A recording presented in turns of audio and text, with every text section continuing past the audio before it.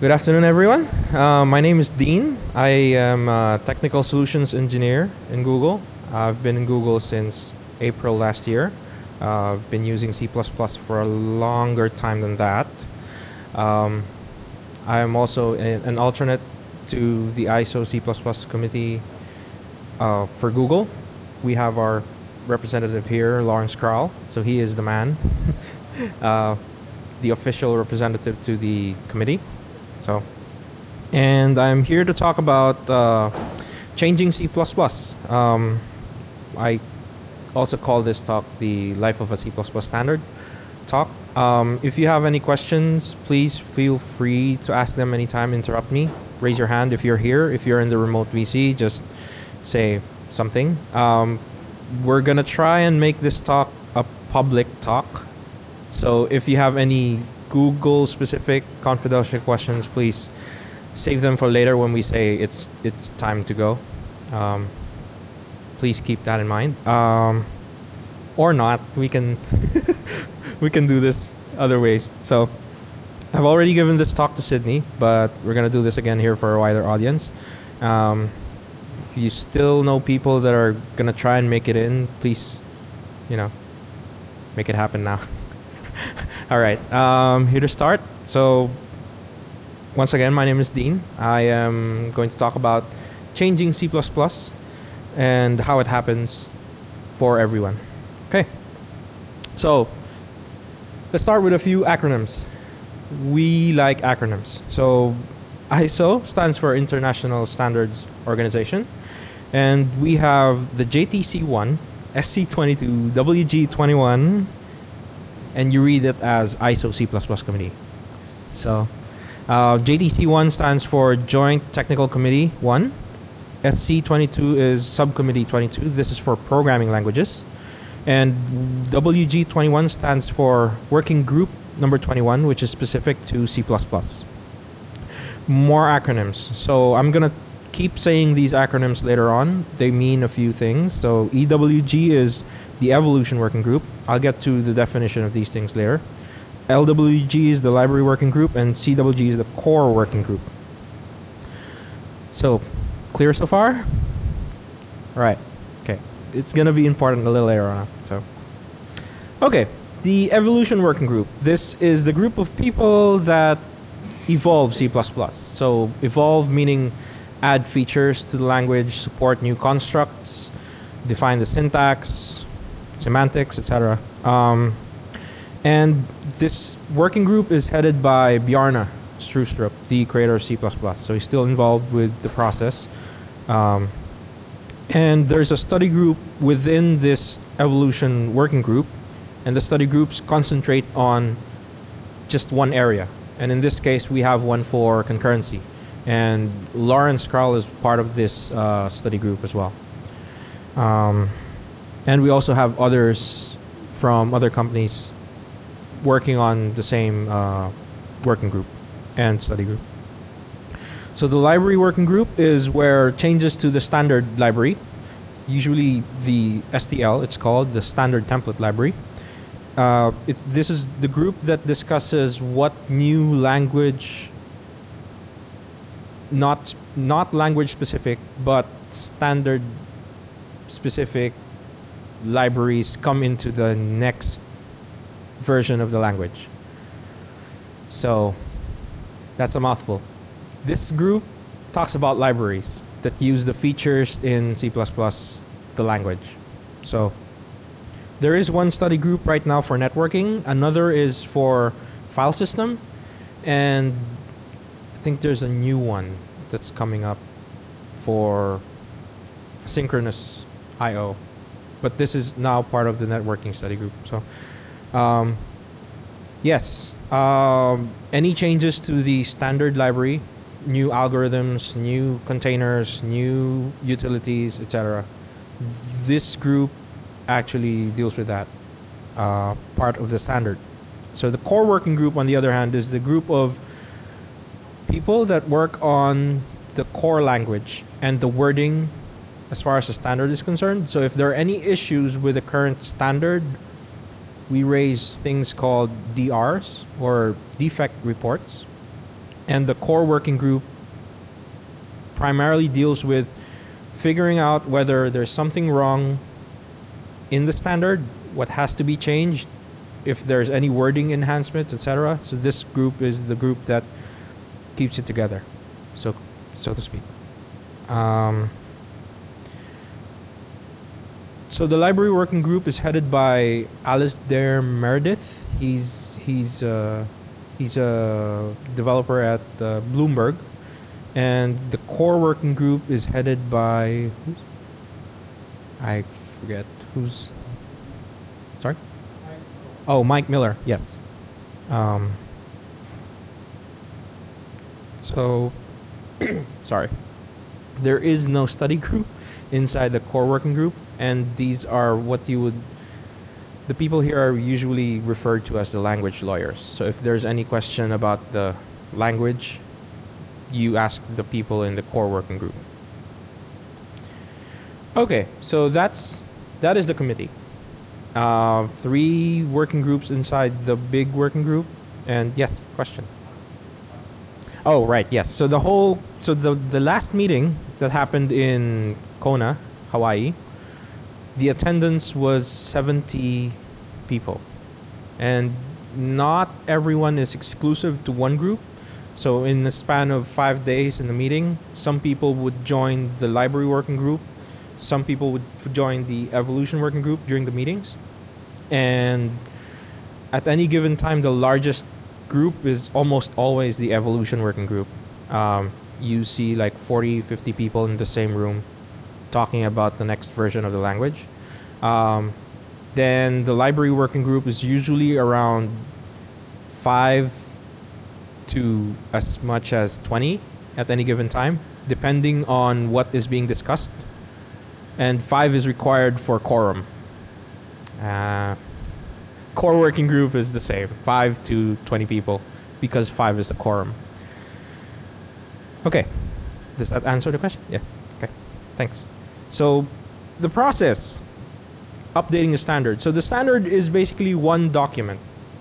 The document includes the definition of the constructs that define what a standard C++ implementation is, and the libraries that should come with this standard implementation.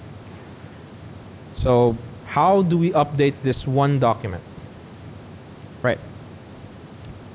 There are 3 kinds of changes, right? So core language changes are changes to the existing standard. Things like make this sentence clearer, or disambiguate this usage scenario, or say, okay, I want a new keyword, or we want to change auto to mean something else. It used to mean one thing, and now it means something more relevant or more useful. And the other class of changes is library changes. So let's say you add a new algorithm, you add a new container, things like that. And new features. When we talk about new features, this usually encompasses new keywords or new behavior to existing keywords. So one example of a new feature would be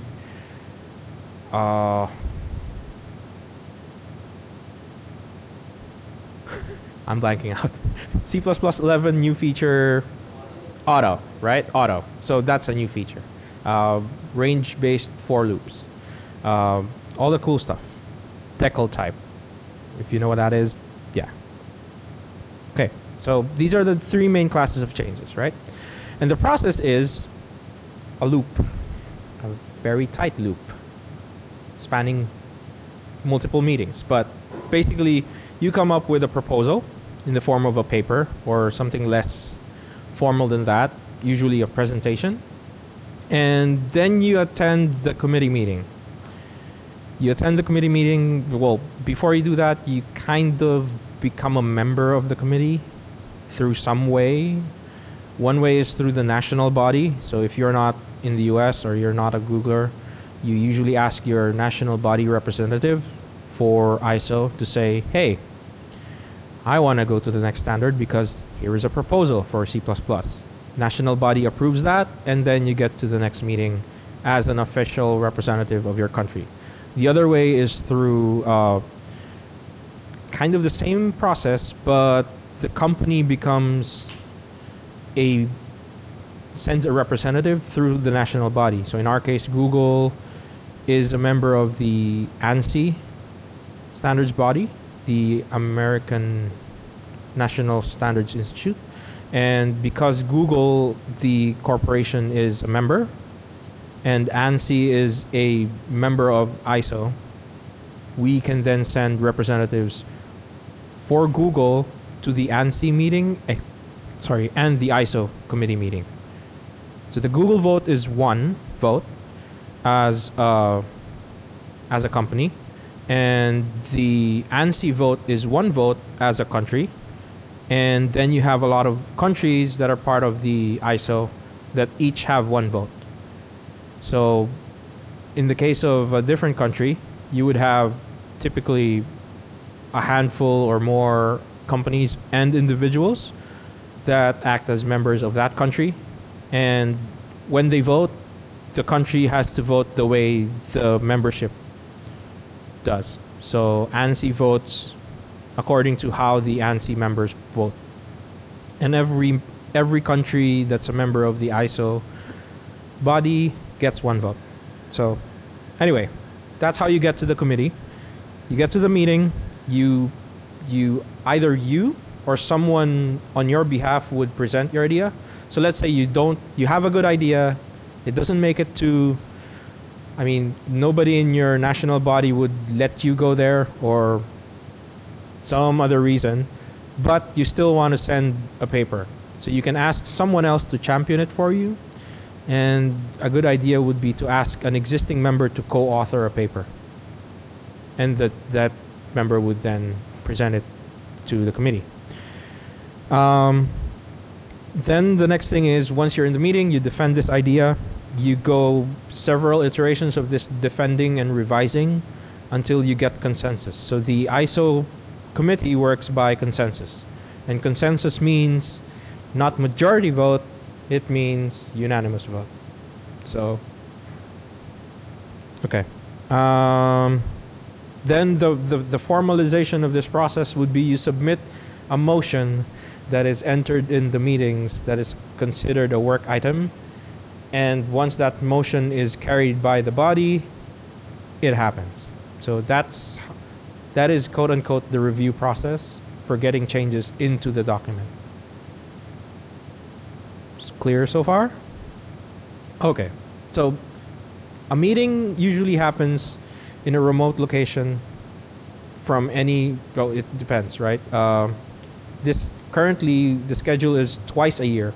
So if you're going through several meetings to defend your idea, be prepared to make it happen over at least a couple of years, right? Okay. So meeting update. What happened in Kona?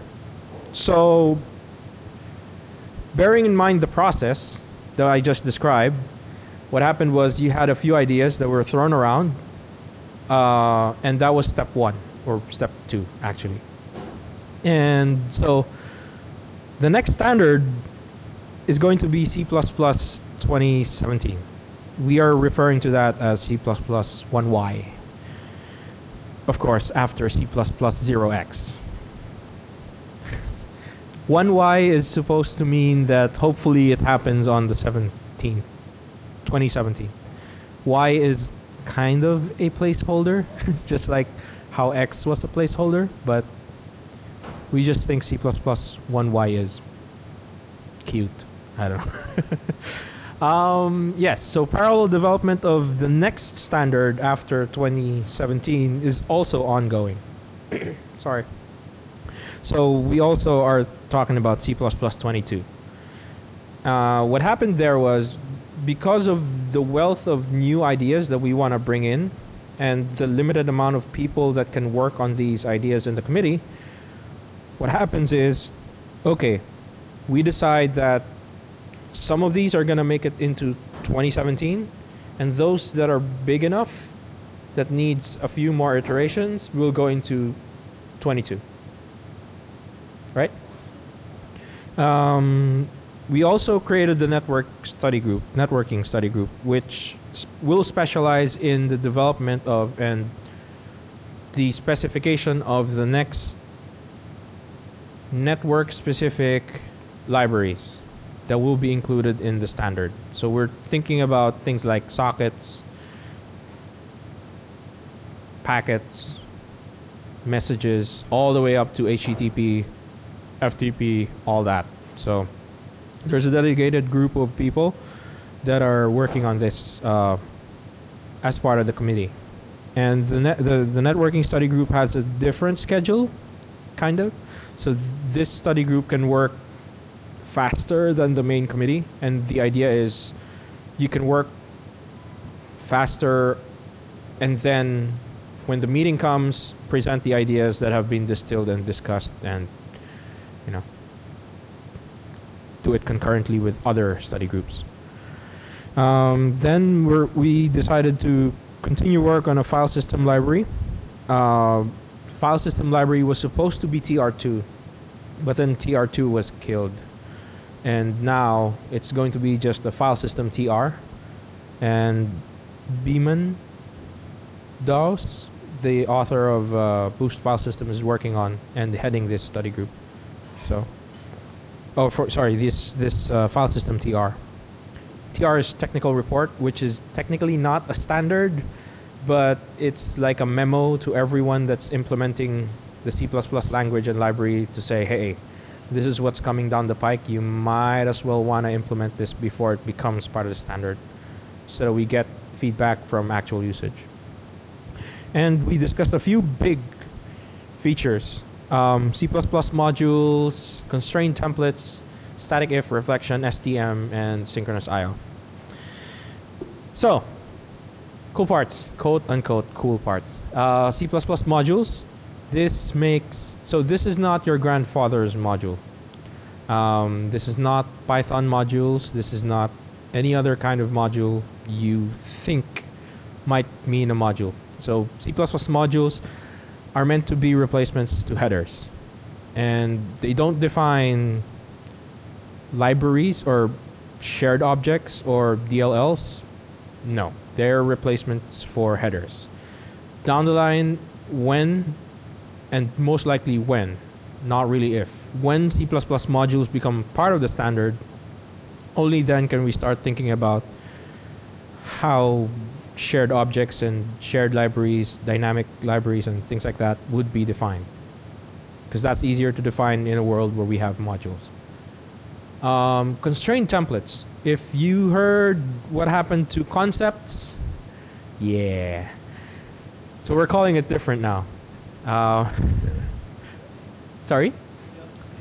Is it just a change of name? The answer to that is no. It is a change of mindset, right?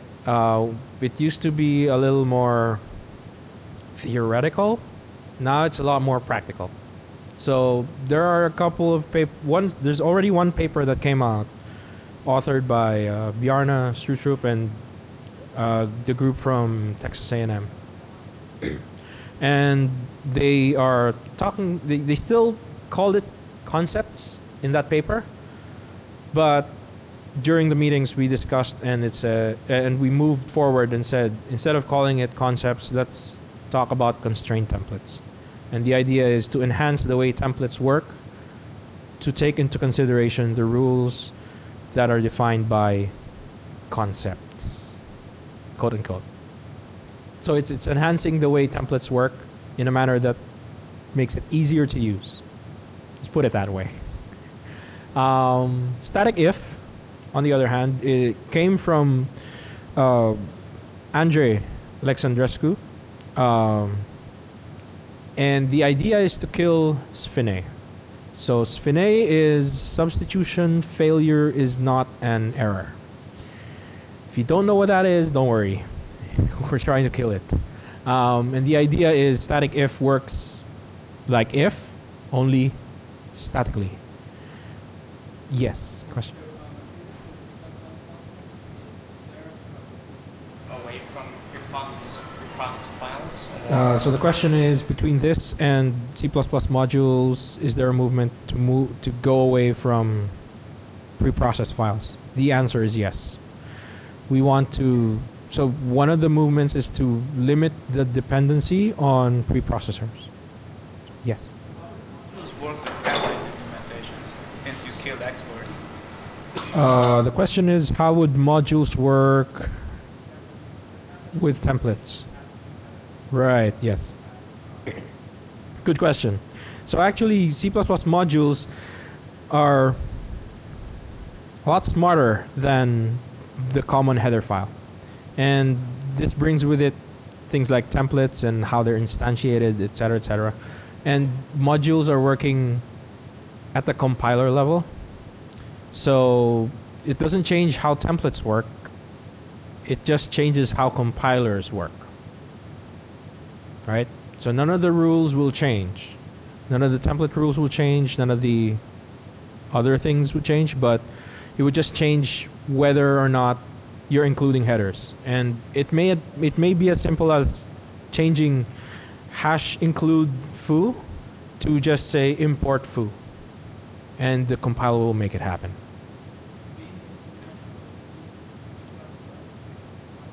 Is what? Implementable in G++. Is C++ modules implementable in GCC? Is the question. I am not aware of any effort to do that, but this is already as stated there, available in a branch in Clang, and the Edison Design Group is already. So there are two papers. One paper from the Edison Design Group and the other presentation from Apple, who are working on this concurrently. And this is also one of the groups. Did we make this? Yes, there was a study group now that's for modules, part of the evolution working group. So Douglas Gregor and David Vandervoort, I think I just mangled his name there, but yeah. So they're working on getting this clarified and presented in the next meeting. So, but this is like part one. Part two is reflection. We presented a paper on reflection, runtime reflection, called Rich Pointers. And the feedback on that is to consolidate the proposal to contain static reflection. And to please not create a new pointer type. So yes, we're going to turn it into a library. Sorry. A library that has compiler assistance, similar to what initializer lists are now. And yeah, a lot more static information. This is a maybe for C++ 2012. 22, sorry. Yes. I am currently working on making this happen for the next meeting. Yes, so software transactional memory, so STM. This is actually, according to Intel, going to be available in hardware soon. And they've already announced plans for this publicly, and it's very encouraging. The idea is very cool. So if you don't know what software transactional memory is, it's really hard to explain, but I'll try. So the idea of not having explicit locks and defining transactions in your code that modify shared state, and allowing you to compose these transactions without having you to explicitly define your synchronization, aside from saying, oh, everything that happens in this transactional block happens all or nothing. And then there's a retry mechanism built into it, and it's an interesting concept. And there are a couple of papers out on this. This was presented in the previous meeting, and the consensus has been it's still a maybe, but if we see solid evidence to suggest that this is ready for prime time, then we really want this. Synchronous I/O, better futures. So Microsoft has already released Casablanca, which is a high-level C++ network library using C++ 11 features. This, I am not sure if it is open source, but it is publicly available, and it has enhancements already for the standard future type. They have a few enhancements to the standard future, along with language mechanisms and guarantees for asynchronous I/O that implementations can tweak and actually implement. So this is actually a very contentious issue. A lot of people have different ideas on how to do this, but we really want to have this because every other programming language already has networking. It's like, hey, welcome to 2012. You don't have networking C++. So yes, we want this in 2017, or hopefully. So this is one of the things that the networking study group is working on. Okay, so enough about that. Why does Google care, right? So I'll try to keep this as Google as agnostic as possible, but yes. So Google cares because we're dependent on C++. It's not a secret. Core libraries are implemented in C++. Everything, almost everything that matters is built with C++.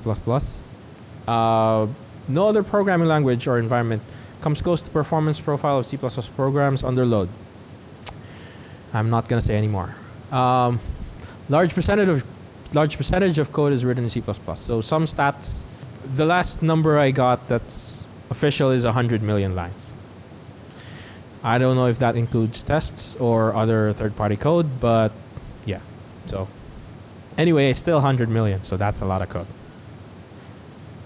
Okay, what do we do and why? We shape the C++ programming language so that, you know, we make changes internally. This is not a secret. We have a team working on GCC, on Clang. Even though our changes are public, we have a significant investment in C++. We propose and introduce features we need for our systems. Yes, so we also contribute standard library specifications. So we have ArrayRef and StringRef as library proposals. The concurrent queue is also being proposed. There is an executor paper out as well, and the number of other things that we want to take away from our internal implementation and make them standard so that we don't have to maintain it. We also improve the state of the art with regards to networking. So outside people that join Google know how to do network programming in C++. If we can bring the networking stuff into the standard, then that means less time to train people because outside people will be using network stuff. Does that make sense? Yeah. So this is what we do in Google and why we do it, right? So what if we don't? What if we don't do this, right? What if C++ suddenly has a VM? Oh no! What if you can no longer, embed assembler in your C++? What if, what if C++ changes and it no longer becomes suitable for Google? That is a bad situation. We don't want to get there. So that's why we participate. What if C++ defines bad semantics for, what if addition becomes a lot more costly as it is now, right? Things like that. We make sure that any changes to the C++ language introduced by non-Google people are actually according to what Google needs C++ to be as well, right? And if we don't participate, C++ programmers learn a kind of C++ that's not what Google C++ is. We already have this problem, and we're addressing it from two parts. One is we're changing the way we do C++ internally in line with modern practices, and we're also changing C++ so that the new people that join know the C++ that we're going to be doing. Okay? Cool. So, I've told you what we do as part of the committee. Now, if you want to get involved, right? Let's say you have this brilliant idea. What is a brilliant idea? Let's say, oh, I want to introduce and standardize the way you do metaprogramming in C++. Just for the sake of argument, right? You know, has anybody heard of template metaprogramming in C++? Yeah. We don't want to do that too often. So, what do we do if you want to get involved, right? Let's say you have a brilliant idea X. What do we do? Well, so first, we want to make C++ in Google more C++ 11 friendly. And yes, so if you already have the feature in C++ 11, like decal type, what else do we not support? Sorry? Lambdas, stud future, stud async, stud thread, stud, what else? Unique pointer. So we already have these things in C++ 11. The implementations we use already support these. And if you want this in the style guide, we need more people to write the proposals and defend the idea and actually make it happen internally. The other is we have a call for papers. The C++ committee has I forget the actual press release, but there is an official press release that's calling for papers. And we want libraries. So more than any new features, we really want to beef up the libraries that come with C++. So if you've heard the term batteries included, we want to make that true for C++ as well. And we do not need an open source implementation, but so let's say you have a library, even if it's an internal Google library and you want to make it part of the standard, that implementation doesn't have to be made public, but you can make the interface standard-ish. If you if you follow the style of the standard libraries, that's how you make it look. So yes. The idea of Boost to be a proving ground for libraries before getting into the standard. Right. Question is, isn't the whole point of Boost this, that it be the proving ground? The answer to that is yes. The idea of Boost is that, okay, you want to make extensions to the C++ standard library. That has worked. It continues to kind of work, although there are now some libraries that go into Boost that kind of have nothing to do with the standard anymore. But yes, so Boost still does what it's intended to do, but now so just to clarify, there is no special blessing for Boost from the C++ committee. It just so happens that the people that started Boost were committee members, and their intention was this. But a proposal from the Boost community and a proposal from, say, Bloomberg or Google, Microsoft, insert name here, they're weighted the same, right? So it doesn't have to be that if you want your library to be made part of the standard, that you have to make it part of Boost. That is not a requirement. Does that answer the question? Yeah, Right, yes, yes. Why Why are we calling? Okay, so Boost has a lot of stuff already, and why are we calling for more stuff? The answer to that is because not all the stuff in Boost is in the standard, nor is anybody in Boost actually pushing for these libraries to be part of the standard. So we have seen a few from Boost, like the file system library is being made into the TR, and ASIO, asynchronous I/O, is being proposed, although we have raised exception to that, some concerns. But We want this because things like ICU is nice to have in the standard too.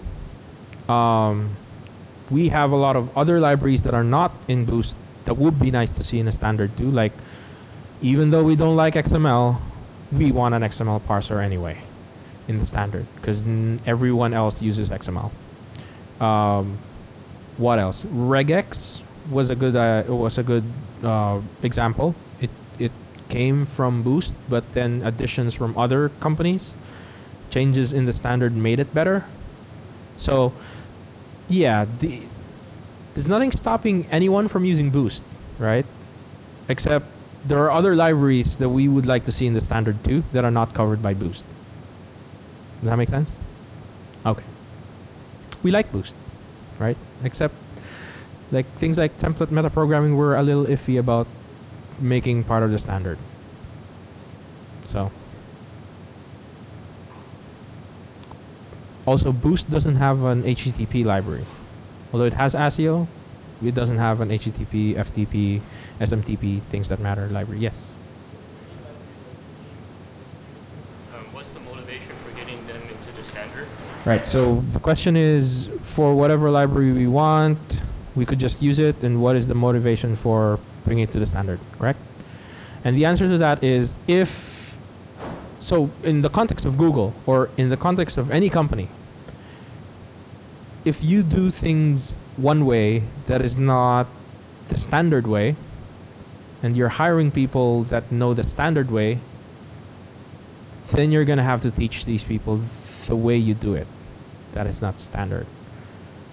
There are two things you can do. You change the way you do it to do it the standard way, or you change the standard to the way you do it.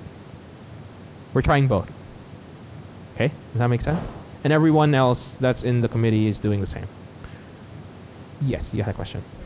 How would you compare this kind of method for changing the language, like using Boost as a proving ground and then having periodical committee meetings or a standard being pushed out, to other languages like scripting languages like Python and Perl, who have reference implementations that everybody else implements in other ways? Right, so the question is, why is C++ being changed this way as opposed to... Okay.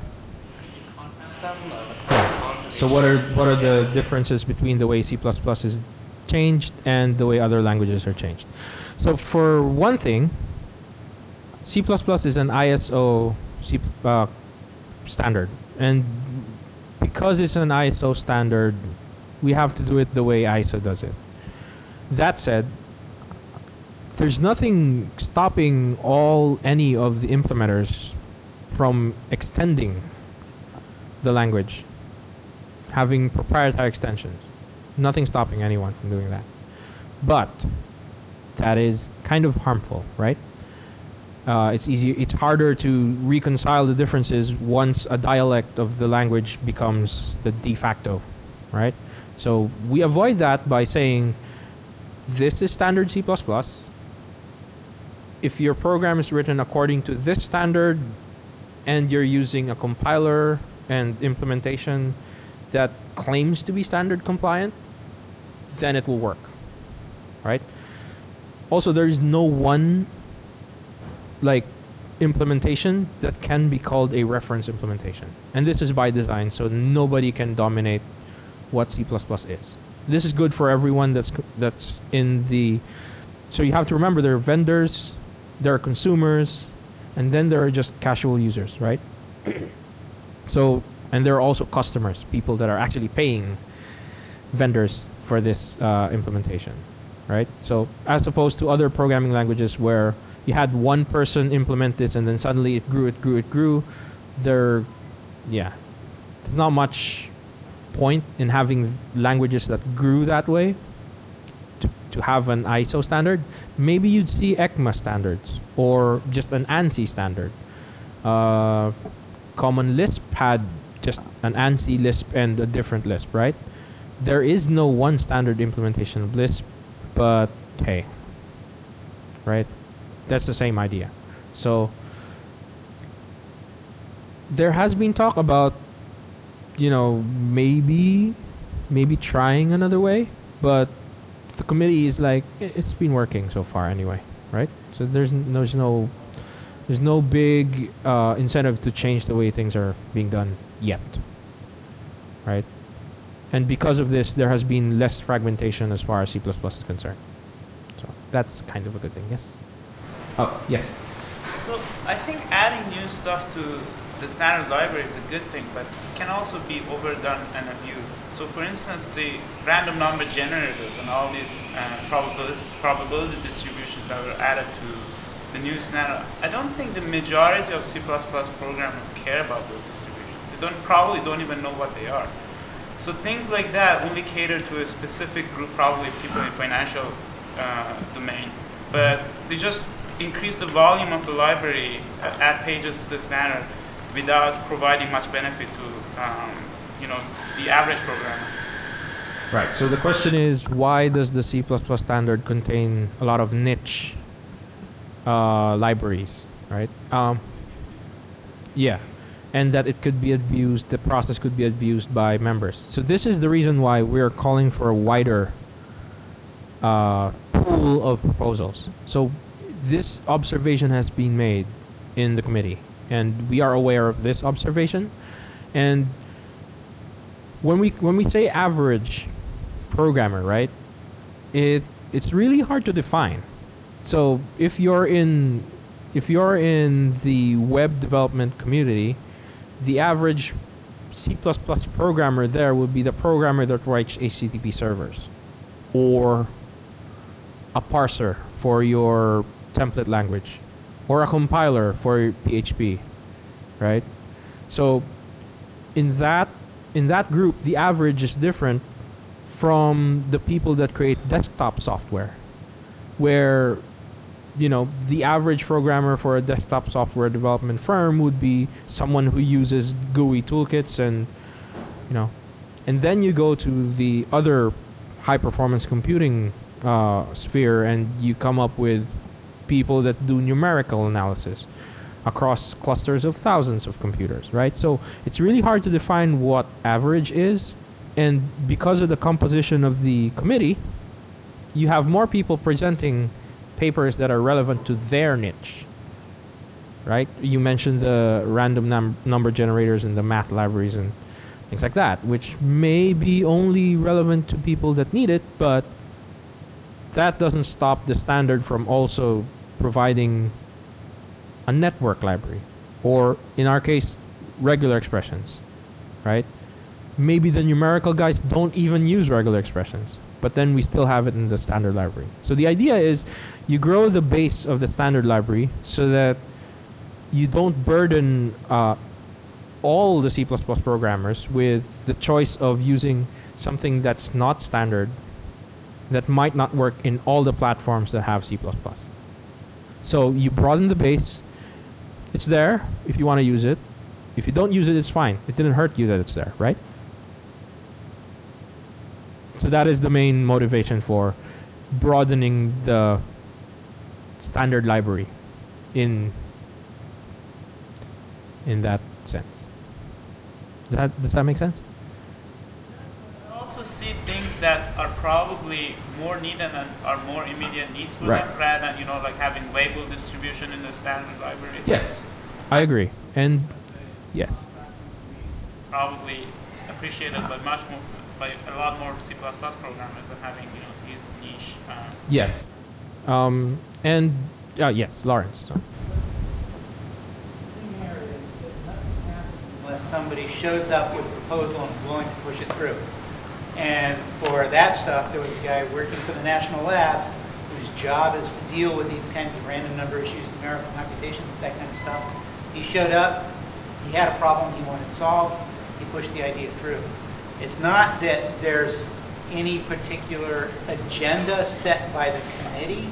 What comes out of the standard is the people that show up at the door with an idea, and they're willing to push it. Right, and this is why we have a call for papers. So in this is why Google is participating along with Microsoft and all the other companies, because we realize that, hey, we have our own needs, and if we can get a random number generator in the library, well, what else can't we put there, right? So that's the idea. people who are present to push the idea through.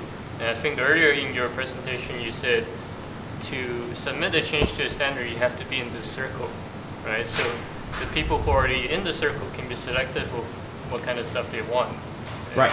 So this is a selection problem, right? So and this is true.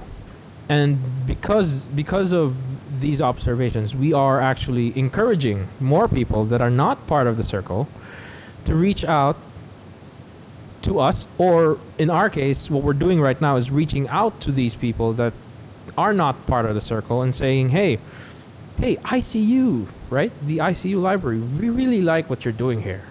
And the C++ committee would really appreciate it if we had like a standard way of dealing with locales and Unicode and all that stuff. Then we can work with the ICU guys and say, hey, okay, this is the way the standard committee works. Let's work together, right? So this is why in our case, in Google, if you have this idea, or because I primarily work with as a consumer of the internal stuff, right? So, but if you're working on some core piece of infrastructure code or something that you think would be nice to have in the C++ standard, this is no holds barred. Like anything goes. So if you think your library for converting a number from, even to odd some way or whatever, I don't know, right? So let's say you have a library that would be nice to have in the standard, then you can reach out. Yeah. And that is happening in Boost as well. That is happening there is an effort called POCO? No. Portable PCL, right, PICO. So portable C++ libraries, and the whole idea is to get everyone, including your brother, to write proposals for the standard, and the committee members are going to deal with the bureaucracy and all that process, right? So yes. Pushing protocol buffers? Are we pushing protocol buffers? We have talked about it, but we're still deciding on whether using version 1 or version 2. Sorry, no. But yes. So the motivation for rich pointers is the reflection in protobufs. If we can get language features that are required for protobufs to work in the standard, then it might just happen that any struct can be a protobuf, right? Instead of protobufs being something special. So if you can serialize any struct into a message, then protobufs go away. Everything is just a struct, right? And if you want cross-language compatibility, it's just a matter of changing your compiler backend. So you parse a struct in C++ and you emit something that Java can use. Some weird things like that, right?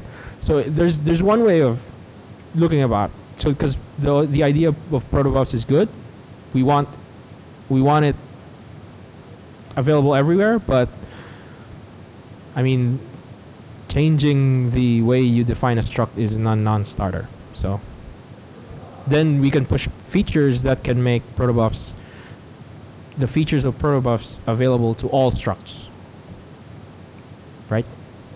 So, but we want that so that we can get networking done, distributed computing done, and these building blocks will take time to get in the standard, but we really want to have like the whole stack part of the standard so that we don't have to maintain our own, right? Any more questions? Yes? The static ifs from earlier reminded me of the static assertions in C11, I think. How much interplay is there between the two standards, C and C++, considering they're so interrelated? Right, so the question is, what is the interrelation between the C and C++ standards, especially with regards, as an example, is static if. Yeah, right. So something funny happened with C++ 11. because C++11 came out with the memory model and the threading and concurrency model before C came up with theirs. And there was very close...